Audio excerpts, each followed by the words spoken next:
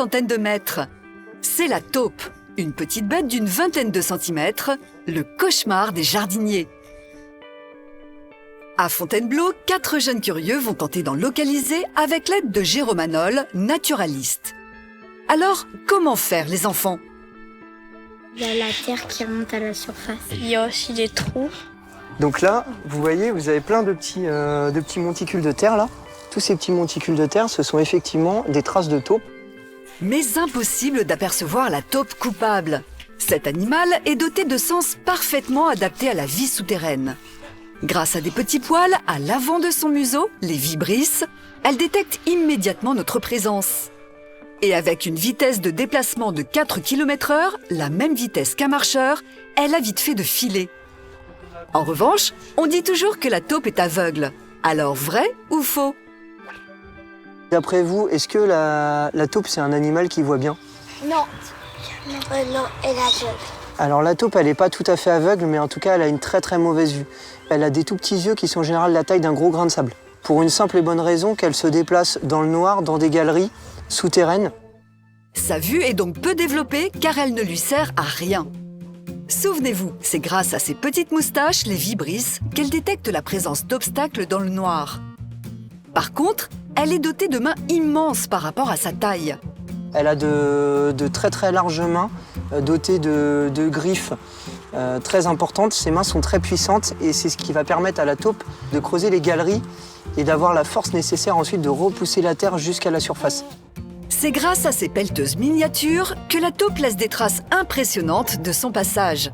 Elle arrive à déplacer quasiment l'équivalent de 4 fois le poids de son corps en terre au moment où elle remonte à la surface. Voilà pourquoi la taupe n'est pas vraiment la bienvenue dans nos jardins. Au château de Versailles, Jérôme Dormion est au travail. Il est le taupier du château. Sa mission, protéger l'un des plus beaux jardins de France. Là, on a une quinzaine de taupinières. Il faut savoir qu'il n'y a qu'une seule taupe qui peut faire autant de taupinières. Elle a un réseau, en général, pour un mâle de 700 mètres carrés. Et elle peut faire jusqu'à 200 mètres de galerie sous terre. Ce réseau incroyable de galeries lui sert de terrier. Mais vous allez voir que c'est aussi un moyen ingénieux de piéger les vers de terre, sa nourriture de base. Alors là, on a eu de la chance, on est tombé sur une réserve de vers de terre. Quand il fait très sec, la taupe prévoit de laisser des vers de terre. Donc elle va les couper, elle va couper un anneau derrière la tête, ça va les paralyser et elle va les stocker dans un endroit. Ces véritables garde-manger, toujours remplis, sont vitaux pour les taupes, car leur organisme possède une particularité. Elle mange 90% de vers de terre et elle ne peut pas rester sans manger plus de 12 heures. Elle ne peut pas jeûner de plus de 12 heures. Sinon, elle meurt. Mais à force de manger ces vers recouverts de petits cailloux, les taupes s'abîment les dents. Et au bout de 4 ans, l'usure de leurs dents est telle qu'elles finissent par mourir d'inanition. Ouvrière discrète, redoutablement efficace sous terre, la taupe est considérée comme un nuisible. Est-ce vraiment le cas? Non loin des prestigieux jardins, dans les enclos à moutons, une zone sanctuaire a été créée pour ces petites bêtes fouisseuses. Ici, pas question de les chasser. Et il y a une raison. L'avantage, c'est que la taupe aère le sol.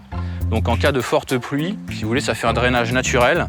Et ça évite notamment, dans les bas-fonds des prés, d'avoir des inondations importantes.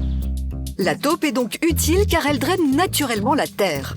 Son seul inconvénient, ce sont les monticules de terre qu'elle laisse au beau milieu des pelouses. Intéressons-nous maintenant à la nourriture de ces taupes, les vers de terre.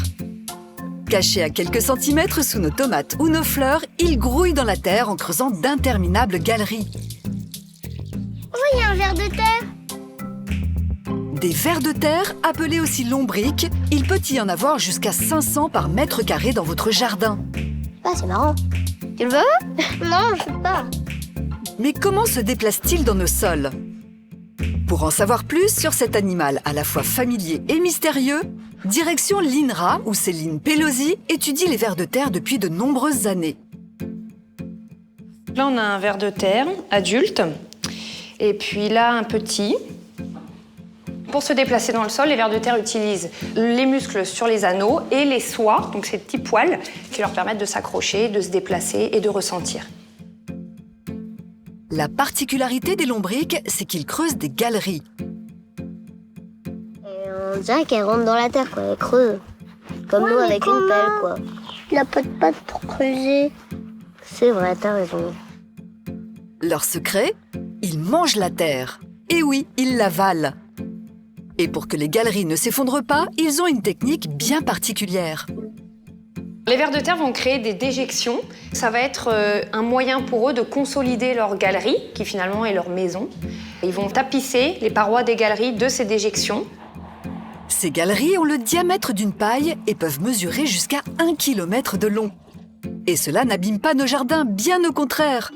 Ces tunnels permettent eux aussi une meilleure infiltration de l'eau et limitent ainsi les inondations. Et ce n'est pas tout. Lorsqu'ils creusent, les vers de terre se nourrissent de la matière organique contenue dans la terre en surface et la rejettent plus en profondeur. Ça va brasser en fait les matières minérales propres au sol et les matières organiques amenées par les débris végétaux et animaux. Des lombrics dans votre jardin, c'est une terre en bonne santé. Pour savoir s'il y en a chez vous, Véronique Étiévent a une technique infaillible. Amandine et Noélie vont la tester avec elle.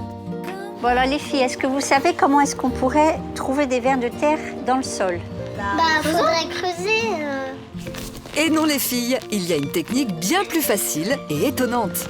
Alors pour les aider à sortir, on peut utiliser de la moutarde. Parce qu'en fait, ils n'aiment pas la moutarde, ça leur picote la peau. Et du coup, ça les fait sortir de la terre. Pour préparer la potion, il faut 2 pots de moutarde, 10 litres d'eau et un arrosoir. Et pour délimiter la zone d'étude d'1 mètre carré, 4 piquets. 10 minutes plus tard, la moutarde semble faire ses premiers effets. Voilà les vers de terre qui n'ont pas aimé la moutarde qui sont en train de sortir du sol. Est-ce qu'on peut les attraper? Alors on va pouvoir les attraper, mais il faut surtout attendre qu'ils soient complètement sortis de sa petite galerie, parce que sinon on risque de le couper. Mais si on coupe un ver de terre, est-ce que ça en fait 2 à la fin? Alors ça fait pas 2 vers de terre, contrairement à ce que beaucoup de gens pensent. En fait, ça n'en fait qu'un, et soit il va continuer à vivre, soit il va mourir. Ça dépend de l'endroit où il a été coupé. Là on a 2 adultes et puis 2 petits jeunes. Ça veut dire que votre jardin leur plaît, il est en bon état de santé, le jardin. Bien entendu, pour éviter qu'ils souffrent, pensez bien à les rincer avant de les relâcher. Au revoir, les vers de terre. Vers de terre ou taupes, vous savez maintenant que ces animaux qui vivent cachés sous la terre participent à la bonne santé de nos sols et à leur stabilité. Et tant que ces mottes de terre ne vous dérangent pas, vous pouvez laisser tranquille la petite...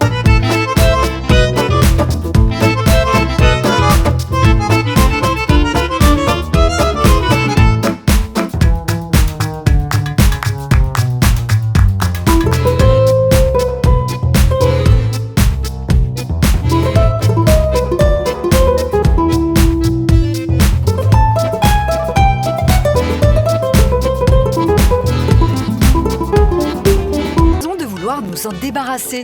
E = M6 a mené l'enquête. Chez certains d'entre nous, la vue d'une petite araignée, même dans un bocal, provoque une réaction instantanée. Regardez, nous avons fait le test. Si vous l'ouvrez, ça va me gêner. On ouvre? Non.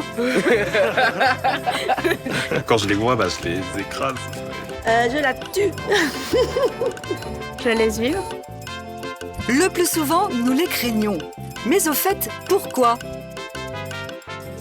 Au Muséum national d'histoire naturelle de Paris, Christine Rollard tord le cou aux idées reçues. Quand on se réveille avec des boutons le matin, on dit c'est une piqûre d'araignée. Il y a beaucoup d'autres animaux dans la maison qui peuvent le faire, comme des acariens, comme des moustiques. Les moustiques ont besoin de repas sanguins, donc ils viennent de toute façon sur nous pour venir sucer du sang. Alors que les araignées, ça ne fait pas partie de leur biologie, donc elles ne viennent pas vers nous, elles ne nous attaquent pas. Autre source d'angoisse, on en avalerait quand on dort. Les araignées ne vont absolument pas dans la bouche des dormeurs, ça ne fait pas partie de leurs mœurs. Elles pondraient aussi sous la peau. Donc là, elles n'ont aucun organe pour pondre sous la peau, donc ça c'est vraiment de la pure science-fiction. Il faut dire que la littérature et le cinéma ont largement contribué à alimenter ces phobies. Contrairement à ce qu'on pense souvent, les araignées ne représentent pas un réel danger pour nous. Si les araignées en fait mordent, en général, c'est des morsures de défense sans injection de venin. Donc, on n'aura strictement rien.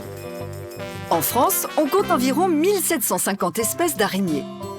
Notre aranéologue va faire découvrir à Sacha, 7 ans, et Camille, 12 ans, ces petites bêtes étonnantes que nous côtoyons sans les connaître.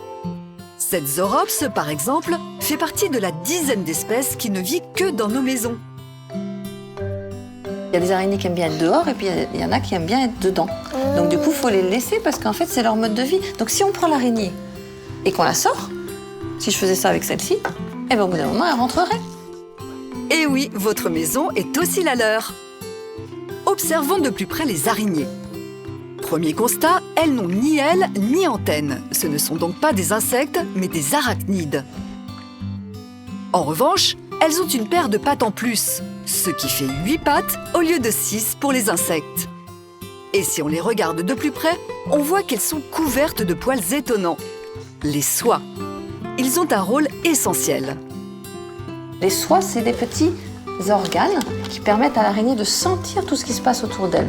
Donc du coup, c'est des soies sensorielles qui vont être donc mécaniques, qui vont sentir les vibrations, les déplacements d'air, mécanoréceptrices, ou chimio. C'est comme le nez. Donc il y a des petites soies et des petits trous qui vont permettre à l'araignée de sentir les odeurs. Autre atout des araignées, leurs yeux. Là, je regarde et je vois que 3 œils. Perdu. Elles en ont le plus souvent 8, mais ils sont si petits qu'on ne les voit presque pas. Et à quoi ça leur sert ? Dans son monde, elle a besoin de voir. Elle voit des prédateurs, elle voit les formes, et puis elle voit aussi les proies qu'elle va pouvoir manger. On est obligé de tourner la tête pour regarder derrière. Elles ont une vision périphérique. L'araignée a un solide appétit, mais rappelez-vous, ce n'est pas nous qu'elle mange, mais des insectes. Elle en absorbe chaque jour l'équivalent de 20% de son poids.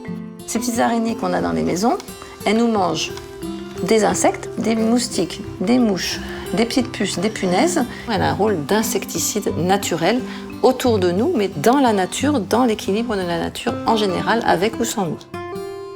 Voilà une bonne raison de les laisser vivre tranquillement. L'autre raison est scientifique. À l'UPMC à Paris, Philippe Colomban étudie les propriétés incroyables du fil d'araignée.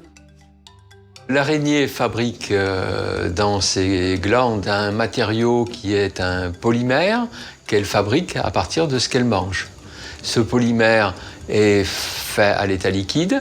Au passage de la filière, donc c'est un petit trou où l'araignée, je dirais, met en forme le fil. L'eau, une partie de l'eau s'en va et on obtient un fil qui est en gel et dès qu'il sort à l'air, se solidifie et donne en fait la soie. Ne vous y trompez pas, ce fil de soie est aussi solide que de l'acier. Et il peut aussi s'étirer jusqu'à 30% de sa longueur initiale sans se rompre. Le secret de la solidité et de l'élasticité du fil d'araignée vient de sa structure interne. Le fil d'araignée a l'avantage d'avoir une structure en forme d'hélice qui, lorsque l'on tire dessus, peut s'allonger très fortement, donnant une très bonne combinaison de résistance mécanique élevée et d'élasticité, une combinaison qu'on rencontre difficilement dans les produits synthétiques. Autre propriété extraordinaire, ce fil est compatible avec le corps humain. Peau artificielle, fil chirurgical, les applications potentielles d'un fil d'araignée synthétique sont nombreuses. Mais sa composition est tellement complexe que la science n'a pas encore réussi à le copier parfaitement. L'araignée que l'on regarde souvent de travers est finalement bien plus utile et intéressante qu'on ne le pense. Elle, en revanche, entraîne à l'unanimité une réaction de dégoût. C'est la blatte domestique, autrement dit, le cafard. C'est la forme, c'est aussi que ça brille un peu, je sais pas, c'est dégueulasse.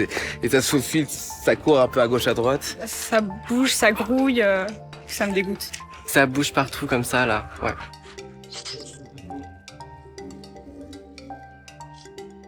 On dit souvent que les blades vivent dans des milieux sales. Est-ce vrai? Pour le savoir, retour au Muséum d'histoire naturelle de Paris avec Philippe Grandcolas, spécialiste des insectes. C'est vrai que dans un habitat domestique sale, elle va trouver plus de nourriture, mais néanmoins, elle arrive à se répandre, à se propager, y compris dans des appartements ou des maisons qui sont d'un niveau d'hygiène raisonnable. La moindre miette est susceptible de les attirer. Voilà pourquoi les blades peuvent s'installer chez vous, même si vous faites le ménage régulièrement. Mais la blatte est-elle dangereuse pour notre santé? Elle peut amener des micro-organismes depuis des locaux à très bas niveau d'hygiène, comme par exemple un vide ordure ou des toilettes, et les transporter lors de ces pérégrinations jusqu'à votre cuisine. Voilà. L'autre souci qu'il y a avec les blattes ou les cafards, c'est qu'ils génèrent des allergies, au même titre que les acariens de la poussière. Alors que faire quand on en voit une? On peut arriver à s'en débarrasser tout seul. La blatte n'est pas spécialement dangereuse ni spécialement résistante, et donc on peut tout à fait l'écraser et ça ne cause pas de conséquences particulières, ça ne disperse pas les œufs, donc il n'y a aucun souci de ce point de vue-là. Mais si on tarde à agir, c'est la catastrophe, comme nous l'explique Kevin Brision, un spécialiste de l'éradication.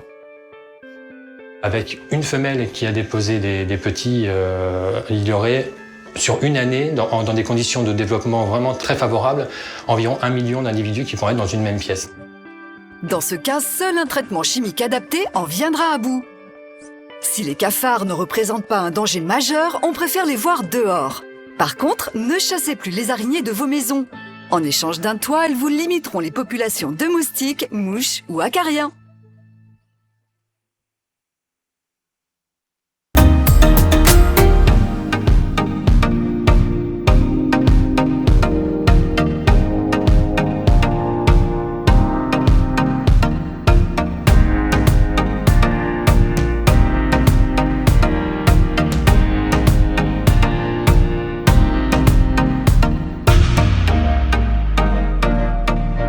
Animaux qui vivent la nuit.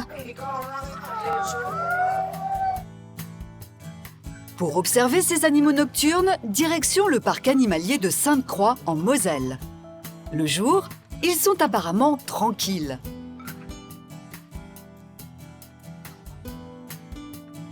Mais regardez, nous les avons aussi filmés de nuit. Et là, tout ce petit monde s'agite. Explication d'Alexandra Cruche, biologiste. Un animal nocturne, c'est un animal qui fait ce qu'un autre animal fait le jour, mais il le fait la nuit, tout simplement. La nuit, un animal nocturne chasse, mange, se reproduit ou marque son territoire. Mais pourquoi ne dort-il pas comme la plupart des animaux? Parce que les autres animaux qui pourraient entrer en compétition avec lui pour des proies ne sont pas là, parce comme ils sont actifs le jour, la nuit ils se reposent, donc ça laisse tout le champ libre.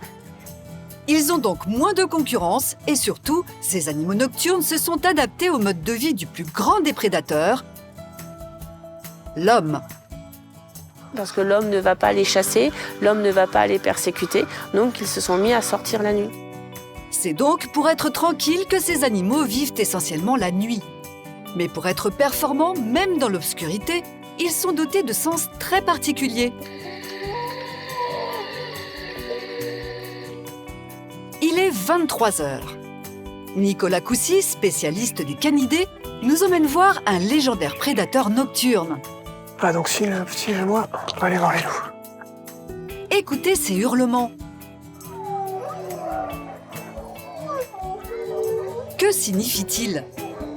Là concrètement, ça a servi de marquage de territoire. Ça renforce les liens entre individus pour créer vraiment un phénomène de groupe avant de partir par exemple à la chasse.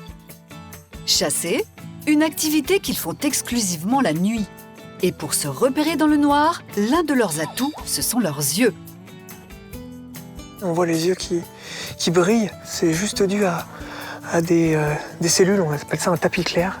Il a un super pouvoir, on imagine un miroir. Et donc ce petit miroir a la puissance de doubler la capacité de lumière qui est reçue. Donc le loup va maximiser le peu de lumière qu'il y a dans la nuit. Lorsqu'elle entre dans l'œil des loups, la lumière va se réfléchir comme sur un miroir. Elle rebondit alors sur les cellules photosensibles de la rétine, les bâtonnets. Cette surprenante arme, les renards l'ont aussi, tout comme nos chats domestiques. Autre atout de ces prédateurs pour circuler dans l'obscurité, leur odorat incroyable. Donc le loup, on va dire qu'il a 22 fois plus de pouvoir olfactif que nous humains. Et c'est principalement dû à une fosse nasale qui va être déjà d'elle-même beaucoup plus grande que celle de nous humains, si on regarde ce que j'ai ici. Un nez plus grand que le nôtre, mais pas que. Regardez l'intérieur de ce museau de loup. Et à l'intérieur de sa fosse nasale, il y a quelque chose de complètement différent de nous humains. Nous, si on regarde dans notre nez, hormis les poils, notre muqueuse est plate. Lui, il a à l'intérieur tout un tas de reliefs, ce qui fait que ça provoque encore plus de surface pour réceptionner les molécules odorantes. C'est ce qui lui permet de sentir beaucoup plus de choses que nous humains. Grâce à cet odorat, un loup peut sentir une proie à plus d'1 kilomètre. Alors que nous, les humains, ne sommes capables de sentir l'odeur d'un lapin que si nous l'avons sous le nez. Et les canidés ont un troisième atout pour chasser dans le noir, leur ouïe. Le loup et le renard vont avoir une ouïe qui va être développée grâce à la capacité à pouvoir tourner les oreilles, à pouvoir pivoter, à pouvoir entendre à 2 endroits différents, ce qui, nous, va pas être notre cas puisqu'on a des oreilles qui vont être fixes. Vision adaptée à la vie nocturne, super odorat, ouïe très développée, les loups et les renards sont équipés pour évoluer la nuit. Et pourtant, le jour, ils ne font pas que dormir. Ils ont aussi appris à être actifs pour trouver de la nourriture chez nous, les hommes.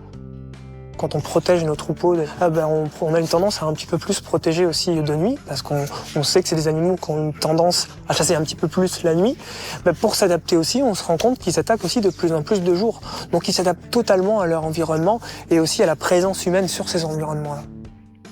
Intéressons-nous maintenant à ceux qui évoluent presque exclusivement la nuit, les chouettes et les hiboux. Comme tous les rapaces, ils ont un plumage qui leur permet de voler sans faire de bruit. Idéal pour chasser, surtout la nuit. La caractéristique principale du plumage est d'avoir un plumage très duveteux.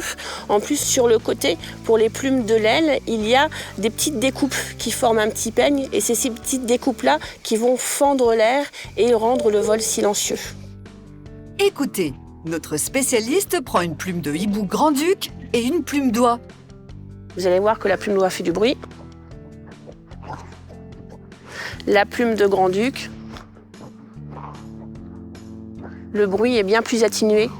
Ça va permettre de chasser sans être entendu. Elles vont pouvoir arriver et surprendre la proie.